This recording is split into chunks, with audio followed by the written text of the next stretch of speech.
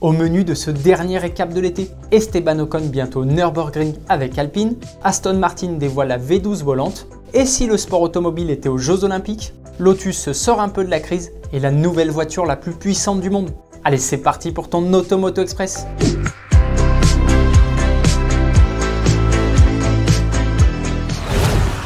Esteban Ocon bientôt sur le Nürburgring.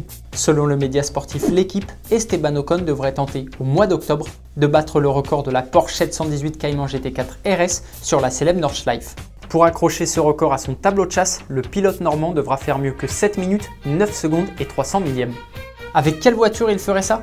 Il s'agirait d'une A110 encore plus extrême que l'A110R qui est équipée d'un 4 cylindres de 300 chevaux pour atteindre 285 km/h en vitesse de pointe. Un mystérieux mulet a d'ailleurs été aperçu sur le tracé allemand avec un capot inédit, des jantes et des disques Imperoso ou encore la double lame sur le becquet avant. Elle devrait devenir un véhicule de série. Dès qu'on en sait plus, on te tient au courant. L'Aston Martin DB12 perd le haut.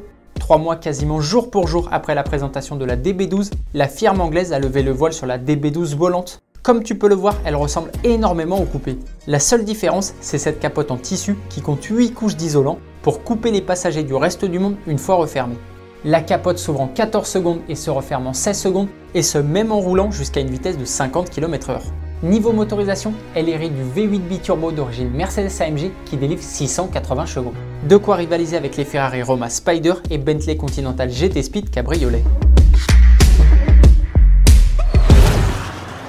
Le sport automobile aux Jeux Olympiques de 2028. Le sport automobile et plus particulièrement le karting 100% électrique vont peut-être devenir un sport olympique. Rien n'est encore acté, mais selon Reuters, le Comité international olympique est en cours d'évaluation pour choisir quelles nouvelles disciplines feront leur apparition aux Jeux Olympiques de 2028 à Los Angeles. La concurrence est assez rude. Le football américain sans contact, le breakdancing, le karaté, le kickboxing ou encore le squash sont aussi en lice. Ça pourrait vraiment être une très bonne opportunité pour le sport auto. Les JO, c'est l'événement le plus suivi au monde. Lotus va beaucoup mieux. Pour se sortir d'une grosse crise, la marque anglaise fondée par Colin Chapman a tout misé sur le SUV 100% électrique Elytra. Et il faut dire qu'ils ont bien fait. Lotus a annoncé avoir enregistré plus de 17 000 commandes. C'est énorme pour la marque. Pour te donner un ordre d'idée, en 2021, le constructeur a livré 1566 voitures et seulement 576 en 2022. Ce qui a évidemment entraîné des pertes colossales.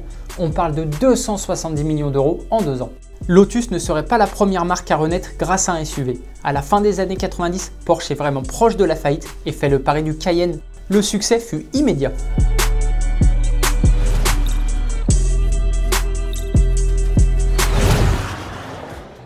Le record du jour appartient à la Koenigsegg Gemera. Christian von Koenigsegg, le fondateur et patron de la marque éponyme, a profité de l'inauguration de son nouveau complexe pour enfin présenter la version de production de la Gemera. La Gemera, c'est la toute première méga car dotée de 4 places assises. Il faut dire que le constructeur suédois a frappé un gros coup, puisque la Gemera HV8 est tout simplement la voiture la plus puissante du monde.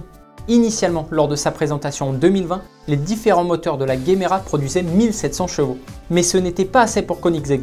Ils ont entièrement retravaillé la partie mécanique et grâce au V8 5 litres de la Jesko dégonflé à 1500 chevaux et un moteur électrique révolutionnaire de 800 chevaux, la puissance totale passe à 2300 chevaux. Rien que ça. Une version moins extrême avec un 3 cylindres combiné à ce fameux moteur électrique sera aussi proposée. Mais rassure-toi, elle développe quand même 1400 chevaux. Automoto Express, c'est fini pour aujourd'hui et pour cette semaine. On se retrouve dimanche à 10h05 sur TF1 pour le grand retour de l'émission.